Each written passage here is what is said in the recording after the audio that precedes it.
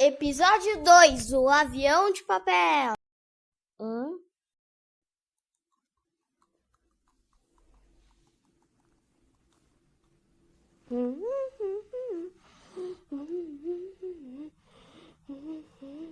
Esse avião de papel nunca vai voar. Eu vou consertar ele de um jeito melhor. Como eu posso ajudar o avião de papel a ter melhorias? Tenho uma ideia!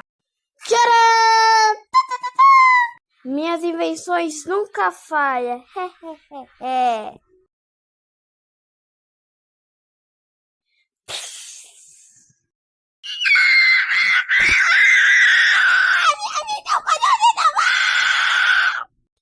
Um dia depois, o automático controle serve para tudo.